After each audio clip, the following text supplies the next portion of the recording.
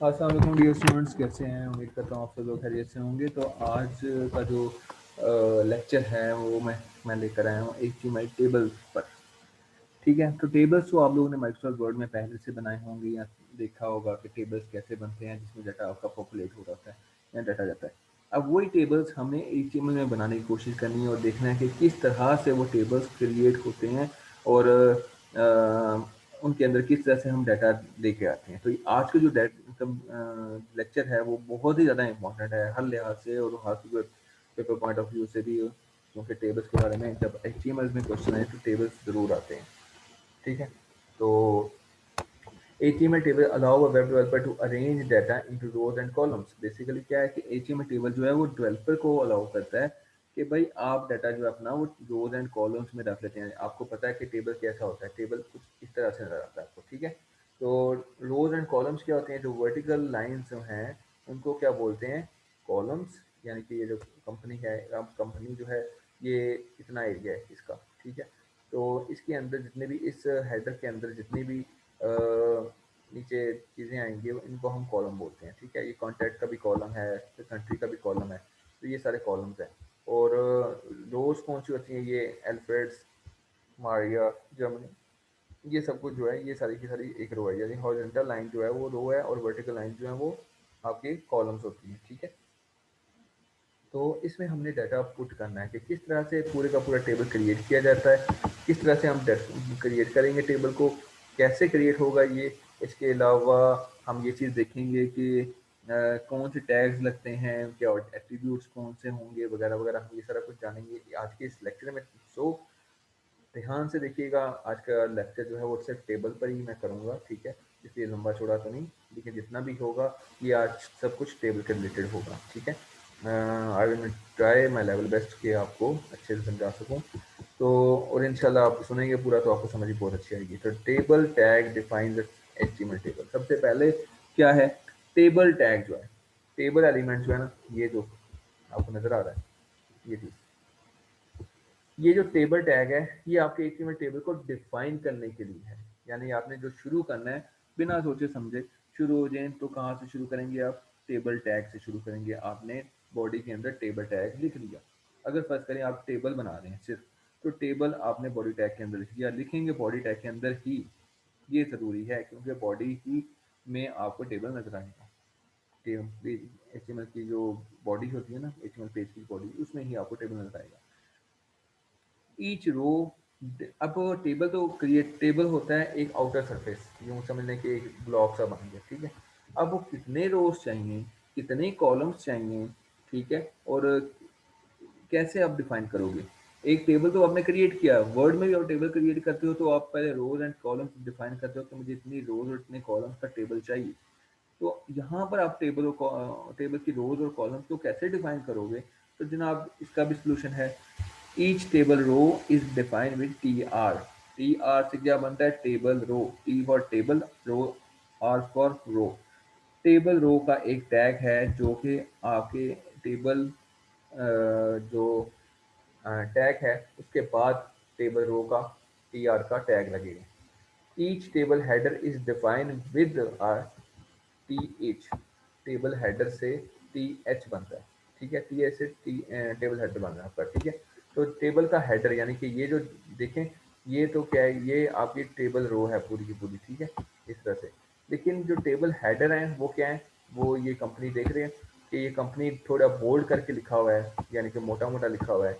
ये कॉन्ट्रैक्ट भी लिखा हुआ है। ये कैसे लिखा हुआ है? ये टेबल हेडर के थ्रू लिखा हुआ है। TH, ये मीन्स के टेबल हेडर होगा, मीन्स के ये डिफाइन करेगा हेडिंग्स को। ठीक है, हेडिंग्स वो हेडिंग नहीं H1 H2 वो वाली नहीं, दूसरी हेडिंग, टेबल की जो हेडिंग है उसको डिफाइन करने के लिए TH टैग यूज होता है। Each table data cell defined with the TB। अब देखें, टेबल रो डिफाइन करने के लिए वो पूरी रो एक क्रिएट कर देगा। TR से क्या होगा? पूरी की पूरी रो क्रिएट हो जाएगी।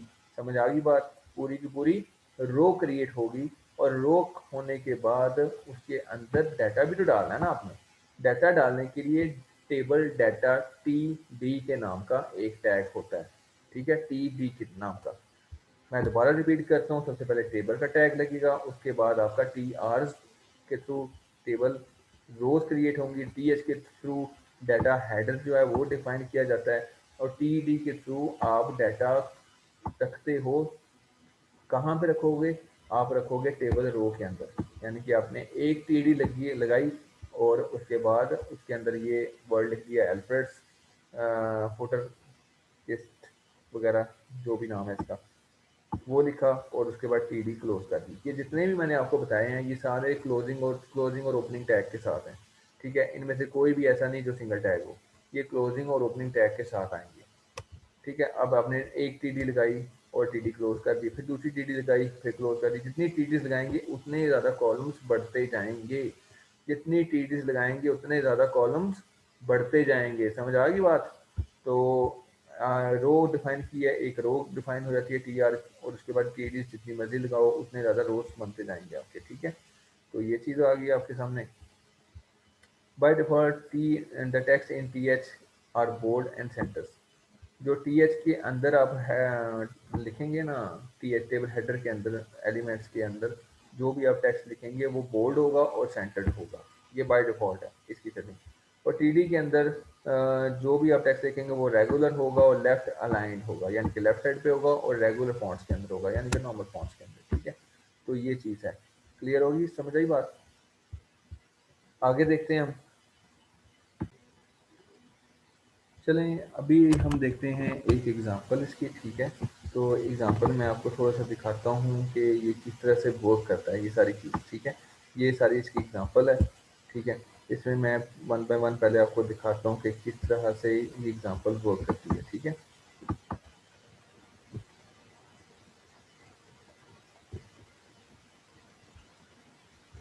ट्राइड ब्राउज़र में, ट्राइड योरसेल्फ में हम जाके देखते हैं कि ये काम कैसे करेगी।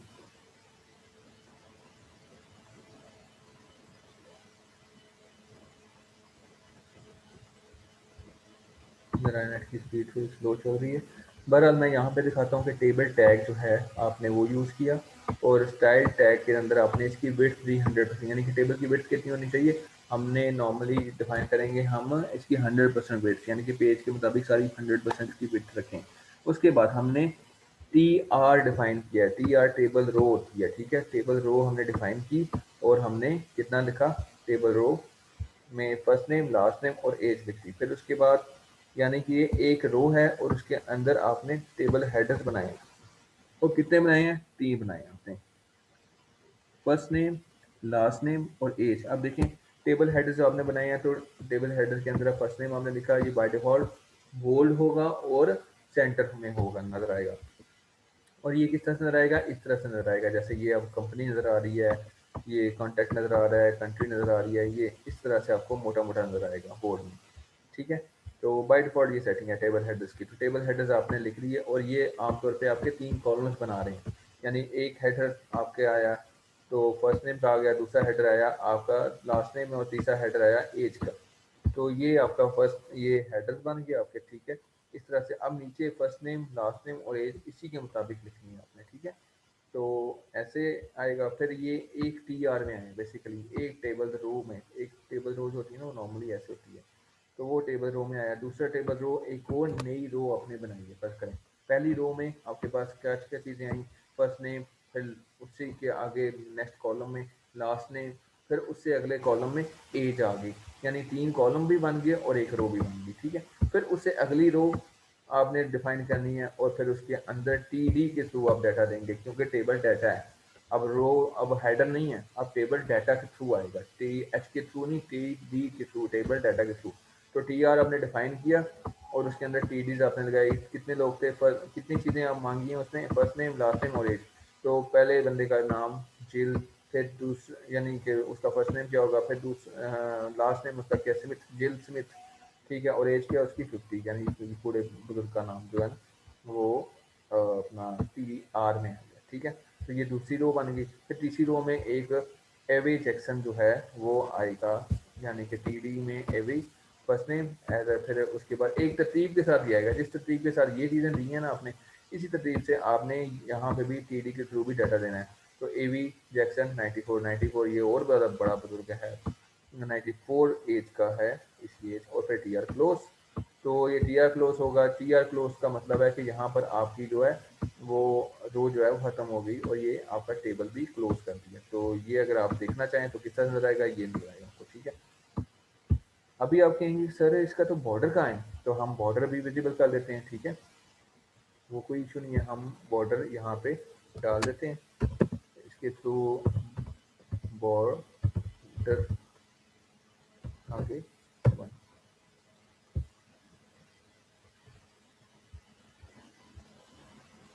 बल्कि इसकी प्रॉपर्टी थोड़ी डिफरेंट है, ये इसमें नहीं हम लिखते, हम यहाँ पे लिखते हैं, ठीक है। ये एचटीएमएल के अंदर ही इसके बॉर्डर भी आ जाते हैं, बॉर्डर इक्वल 1 और ये इन्वर्टेड कॉमर्स में लेते हैं, ठीक है जी। ये लग गया, बॉर्डर भी लग गया इसका। तो ये स्टाइल टैग में स्टाइल के अंदर ये मेरे ख्याल से टेबल बॉर्डर के नाम से आता है, तो वो मैंने वहाँ पर नहीं डाला, मैंने सीधा एचटीएमएल के अंदर डाल दिया, ठीक है। तो ये इसकी टेबल की प्रॉपर्टीज़ में आपके पास एक ये जो बॉर्डर प्रॉपर्टी है वो भी है, 1 करेंगे तो आपके पास ये टेबल बॉर्डर आ गए। अब यहाँ पे आपको दिखना जा रहा है, साफ दिखाई दे रहा है बोल्ड और सेंटर आपका, ये टी एच के थ्रू आपने दिया था इसलिए बोल्ड और सेंटर आ गए हैं आपके पास। और left by default table data जो है आपका लेफ्ट लाइन होता है, ठीक है, और रेगुलर फॉर्म्स में होता है। तो ये आ गया आपके पास फर्स्ट नेम, लास्ट नेम और एवरेज, ठीक है। अब आगे इसको अपने चेंज करना हो, दरमियान में लेके आना हो, आगे पीछे करना हो तो वो भी आप कर सकते हो अलाइनमेंट के थ्रू, या डिफरेंट उसके एट्रीब्यूट्स हैं वो भी हम आगे देखेंगे साथ साथ, ठीक है। तो जिल ईवी इस तरह से ये सारे काम हो रहे हैं। अगर फर्स्ट करें, मैं इसकी एक रो ख़त्म कर देता हूँ 1 बाय 1 करके ना, मैं ये सारी रोज ख़त्म कर रहा हूँ लाइक दिस। तो अब रन करता हूँ मैं, तो मेरे पास सिर्फ एक चीज़ बचेगी, first name, last name and age. अब आगे मैं एक और क्रिएट कर रहा हूँ, ठीक है, टी आर, फिर आगे 1 और फिर नेक्स्ट, इसके थ्रू टी डी के थ्रू दूंगा, टी डी आगे मोहम्मद, मोहम्मद लिख देते हैं क्योंकि ये मेरा फर्स्ट नेम होगा, टी डी और क्लोज। अब इतना काम किया मैंने, ठीक है, और साथ टी आर को मैं बंद कर रहा हूँ। तो अब क्या आएगा, सिर्फ इस जगह पर आना चाहिए मेरा, क्या आएगा, सिर्फ मोहम्मद लिखा हुआ आएगा, बाकी ये दोनों खाली होंगी। तो मैं इसको रन करता हूँ, ये देखें मोहम्मद यहाँ पे आ गया, बाकी दो चीज़ें कोई नहीं, मैंने डिफाइन ही नहीं की तो टी डीज बनी ही नहीं, ठीक है। फिर आगे मैं इसी जगह पे जाके नेक्स्ट आगे करता हूँ टी डी, यानी कि बजाय तो मैं टाइप करूँ मैं कॉपी पेस्ट कर लेता हूँ, ठीक है, कॉपी, और यहाँ पे पेस्ट किया, फिर दोबारा पेस्ट किया, यहाँ पे मैं मोहम्मद अबरार लिख देता हूँ, यहाँ पे लेट्स सपोज मैं 29 लिख देता हूँ, तो ये चीज़ आ गई, ठीक है, मोहम्मद अबरार एंड 29, ओके जी। इस तरह से आपका एक टेबल डिफाइन हो रहा है, ठीक है। अब आगे कुछ इसकी प्रॉपर्टीज देख लेते हैं कि वो क्या कहती हैं।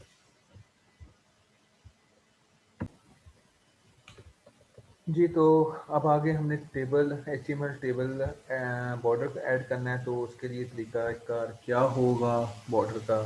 तो बॉर्डर का जो तरीकाकार है वो होगा ये, हम एग्जांपल में देख लेते हैं। वैसे तो मैंने आपको टेबल बॉर्डर बताया है कि बॉर्डर के अंदर ना आप यहाँ पे भी टेबल के अंदर बॉर्डर प्रॉपर्टी यूज़ कर सकते हैं, जैसे मैंने पहले वीडियो में करके दिखाई है, ठीक है। लेकिन अगर आप चाहते हो कि ऐसा नहीं, इंटरनल स्टाइल शीट आप बनाना चाहते हो, इंटरनल स्टाइल शीट, तो आपने क्या करना है, आप कहते हो टेबल का भी बॉर्डर चाहिए मुझे, यानी कि इंटरनल टेबल पूरे का, फिर टी एच का भी बॉर्डर चाहिए और टी डी का भी बॉर्डर चाहिए, तीन चीज़ों का आप बॉर्डर डिफाइन कर रहे हो, कौन सा बॉर्डर आपको चाहिए। 1 मेगापिक्सल होगा इसका बेसिकली।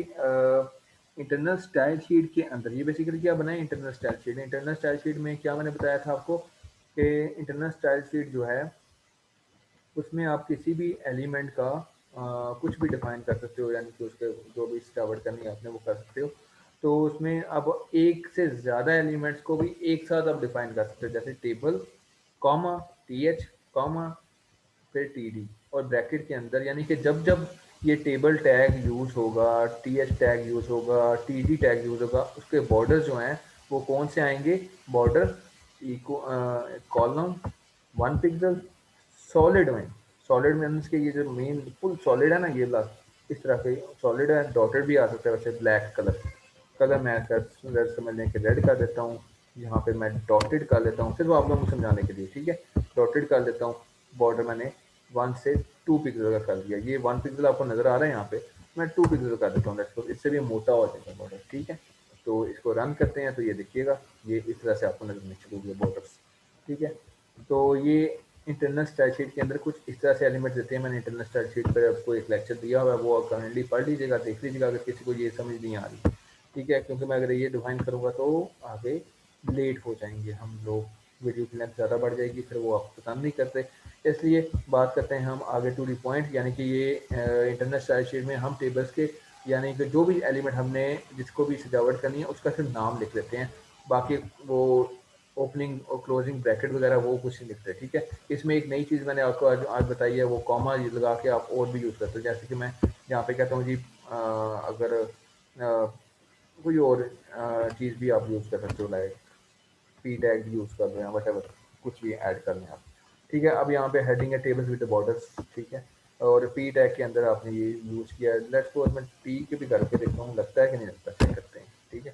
तो इसको भी रन करते हैं तो ये देखें पी टैग के ऊपर भी लग गया, क्योंकि मैंने पी टैग यहाँ पे दिया है। मैंने कहा भाई पी टैग जब आए तो उसका भी बॉर्डर आपने ये डाल देना, तो वो देखो मैंने पी टैग यहाँ पे यूज़ हुआ है, ये देखें यूज़, ये चीज़ यूज़ हुई है यहाँ पे पी टैग, तो पी टैग के ऊपर भी बॉर्डर लगा दिया उसने एज इट इज़। तो इस तरह से ये वर्क कर रहा है काम, ठीक है। बाकी सारा कुछ ऐसे ही है जैसे मैंने पहले एग्जांपल में बताया आपको, ठीक है। अब दोबारा से चलते हैं वापस और आगे मजीद पढ़ते हैं। कोलैप्स बॉर्डर, बॉर्डर को कोलैप्स करना है आपने, खत्म। तो उसके लिए क्या होगा, वो किस तरह से नजर आता है, वो इस तरह से नजर आता है, ये चीज़ आपकी, ठीक है। इसमें क्या है कि आपने बॉर्डर लगाया, सॉलिड ब्लैक बॉर्डर कोलैप्स आपने किया, तो वो जो बॉर्डर था इसमें normal. If you want a border to collapse into one border, add a CSS border collapse property.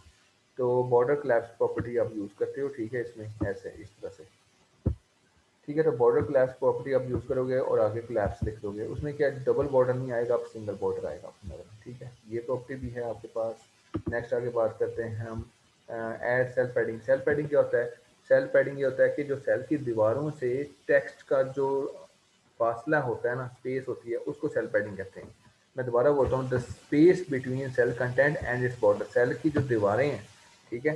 Cell की दीवारें कौन सी, ये जो दीवार होती है, ये जो सेल है ना, ये जो दीवार है, और इन दोनों टेक्स्ट के बीच में, ये टेक्स्ट के बीच में, ए के बीच में और इस दीवार के बीच में थोड़ा सा मामूली सा डिफरेंस है।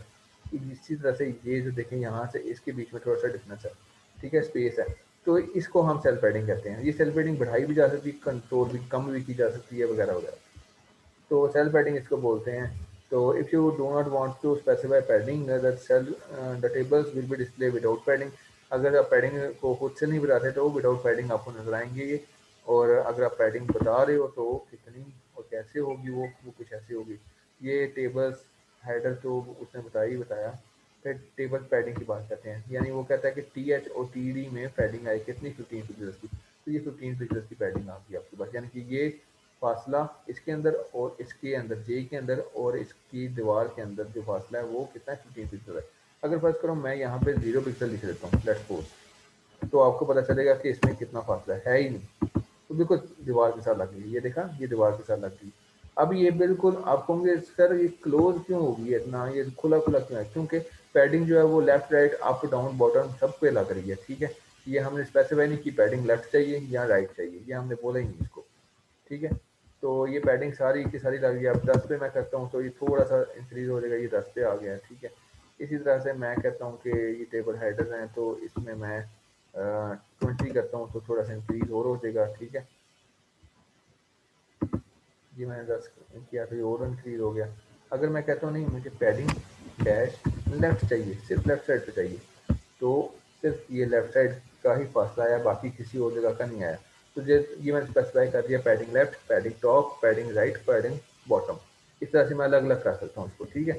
तो अगर सिंपल पैडिंग करता हूँ तो वो चारों तरफ लग जाती है, ठीक है। जैसे ये मैं अभी करता हूँ ना, तो ये चारों तरफ पैडिंग लगती है, इधर से भी, ऊपर से भी, नीचे से भी और यहाँ से भी। इसी वजह, इसलिए खुला खुला हो गया, नजर आ गया आपको, ठीक है। अब लेफ्ट लाइन हेडिंग्स जो हैं वो कैसे हैं कि टेक्स्ट लाइन करना है आपने, किस तरह से करना है वो देख लेते हैं कि भाई इसकी जो डिफरेंट प्रॉपर्टीज हैं वो देखते हैं हम कि टेक्स्ट लाइन कैसे हो रहा है। टेक्स्ट लाइन में ये टी एच जो है वो कहता है कि टेक्स्ट लाइन टी एच को किया है, इसको कर रहे हैं सिर्फ टेक्स्ट अलाइन, इसको टेक्स्ट अलाइन कर रहे हैं टी एच को कि वो लेफ्ट साइड पे है। अगर मैं कहता हूँ इसको लेफ्ट साइड पे, ये जो टी एच है इसकी बात कर रहा हूँ, ये जो है ऊपर वाला टेबल हेडर जो है वो लेफ्ट साइड पे है, मैं इसको कहता हूँ नहीं जी राइट साइड पे जा दो, तो राइट साइड पे करके दिखा देते हैं, तो राइट साइड पे हुआ तो उस साइड पे चल जाएगा। ठीक है, इस तरह से मैं कहता हूँ नहीं जी सेंटर पे आ जाओ आप, तो एस सी एन टी या सेंटर लिख सकते हैं। ठीक है, तो वो सेंटर पे आ जाएगा इस तरह से। ठीक है, कोई भी टेक्स्ट लाइन कर सकते हैं। तो टेक्स्ट लाइन प्रॉपर्टी यूज होती है, इसकी तीन वैल्यूज हैं, सेंटर, राइट, लेफ्ट, ये तीन इसकी प्रॉपर्टीज है। ठीक है, टेक्स्ट लाइन की, टेक्स्ट को अलाइनमेंट के लिए यूज होता है। ठीक है, आगे बॉर्डर स्पेसिंग में भी यूज होता है। बॉर्डर स्पेसिंग एक और चीज़ है, वो भी हम यूज़ कर लेते हैं कि वो किस तरह से यूज हो रही है। तो ये बॉर्डर स्पेसिंग आ गया आपके पास। ठीक है, इसमें बॉर्डर स्पेसिंग में क्या आ गया आपके पास, ये चीज़ ना, टेबल की बॉर्डर स्पेसिंग, बॉर्डर्स के बीच में भी आपस में स्पेस होगी, यानी कि ये बॉर्डर है और ये बॉर्डर है, ये हर एक का बॉर्डर है ना, यानी कि बेसिकली बॉर्डर्स कितने, बॉर्डर जितने आपकी टीडीज बनी हुई हैं, टेबल डाटा है, टेबल हेडर बनी है, उन सब के बॉर्डर हैं अपने अपने। तो हर बॉर्डर के बीच में स्पेस होनी चाहिए। कितनी स्पेस में करना तो इसको बोलिए, मैं कह देता हूँ फर्स्ट करो जीरो कर देता हूँ। मैं अगर जीरो कर देता हूँ तो आपको कैसे नजर आएगा, जैसे पहले नजर आता है, ये देखें इकट्ठे मिले हुए हैं बॉर्डर्स। और मैं कहता हूँ नहीं नहीं, ये 20 पिक्सल होना चाहिए, खुले डुले होते, तो ये देखो खुले डुले होके ये कितने अलग अलग हो गए, इस तरह से आपको नजर आना चाहिए, तो भी ऐसे नजर आ जाएंगे। तो ये बॉर्डर स्पेसिंग की प्रॉपर्टी है, बाकी सारा वैसे ही है, जो भी कुछ है वो एज इट इज जैसे हमने पढ़ा। तो ये बॉर्डर स्पेसिंग की है। अब नेक्स्ट आ गई बात आपकी कॉलम स्पैन और रो स्पैन की। ठीक है, तो बॉर्डर स्पेसिंग आ गया। अब cell that spans more many columns. ठीक है, अब आगे हम देखते हैं वो सेल्स जो मैनी कॉलम्स पे स्पैन करते हैं। ठीक है, वो स्पैन क्या होती है, जैसे कि देखो, अब ये देखो एक कॉलम दूसरा कॉलम, अब यहाँ पे देखो नेम टेलीफोन, अब टेलीफोन की एक सेल है ऊपर, नीचे कितने सेल हैं, 3 सेल हैं, यानी कि ऊपर 2 कॉलम्स हैं, नीचे 3 कॉलम्स हैं। ऐसे अगर लेआउट आपको चाहिए हो तो इसको बोलते हैं cell span more than one column, use the column span attribute. इसके लिए आपको कॉलम स्पैन एट्रीब्यूट को यूज करना पड़ेगा, कॉलम स्पैन एट्रीब्यूट को यूज करना पड़ेगा। तो उसके लिए क्या करना है, आपको क्या करना पड़ता है, आपने क्या करना है, टी आर लगाया और टी डी टी एच लगाया यहाँ पे, और जब आपने टेलीफोन का लिखना है तो आपने टी एच के अंदर, टी एच का एट्रीब्यूट है ये, तो यहाँ पे हमने कॉलम स्पैन लिख दिया 2। फर्स्ट करो मैं अगर 3 लिख देता हूँ तो ये 3 कॉलम तक बढ़ जाएगा और बढ़ जाएगा। ठीक है, अगर मैं ऐसे 3 लिख देता हूँ, 3 वैल्यू लिख देता हूँ इसकी। ठीक है, तो ये 3 कॉलम तक बढ़ जाएगा। लाइक मैं इसका एक और दे देता हूँ यहाँ पे टी टी, और यहाँ पे इस तरह से। अब ये रन करके देखते हैं तो देखें 1 2 3 ये और बढ़ गया। अगर मैं 2 तक ही रखता हूँ इसको तो देखें ये किस तरह से बिहेव करता है, ये देखें 2 तक आएगा, क्योंकि ये 2 कॉलम तक स्पैन हुआ था इसलिए यहाँ पे 2 तक नजर आ रहा है। अगर मैं इसकी वैल्यू 3 तक कर देता हूँ तो ये बढ़ के तीसरे कॉलम को भी छू लेगा और ये तीसरे तक आ गया। समझ आ गई बात, ये इस तरह से होगा। ठीक है, तो इसे हम कॉलम स्पैन कहते हैं, यानी कि कॉलम्स, ये कॉलम जो है वो 3 के इक्वल हो जाएगा। 3 वैल्यूज अगर यहाँ पे है तो इसका मतलब है 3 सेल्स की जगह ये लेगा, 3 टीडीज की जगह ये लेगा। ठीक है, तो आगे हम इंशाल्लाह नेक्स्ट पढ़ेंगे। आगे आज का जो लेक्चर है हम इतना ही रखते हैं ताकि आप ज़्यादा कंफ्यूज ना हो। इसको फिर नेक्स्ट पार्ट में बाकी का हम आगे पढ़ेंगे कंटिन्यू, बल्कि मैं कर ही देता हूँ, थोड़ा सा ही रह गया है। नेक्स्ट हम बढ़ते हैं column that spans many rose. Many रोज कैसे स्पैन होंगी। ठीक है, तो मैनी रोज जैसे स्पैन होंगी वो किस तरह से होंगी, इसमें आपके पास आ जाता है रोज स्पैन। ठीक है, जब रोज यानी कि अगर हाइट बढ़ानी है, आपने विड्थ बढ़ानी हो ना किसी कॉलम की तो कॉलम स्पैन करते हैं, अगर हाइट बढ़ानी हो किसी कॉलम की तो रो स्पैन करते हैं। अब यहाँ पे देखो ये दो क्या है बेसिकली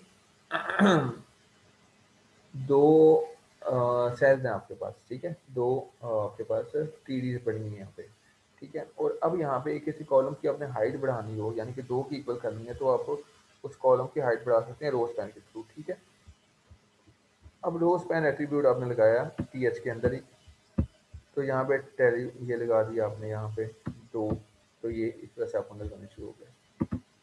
नेक्स्ट आगे बात करते हैं ऐड ए कैप्शन की। कैप्शन है यानी टेबल का कैप्शन अगर आपने कोई देना है कि टाइटल कोई देना है तो वो आप इस तरह से देख सकते हो, जैसे कि ये मंथली सेविंग है।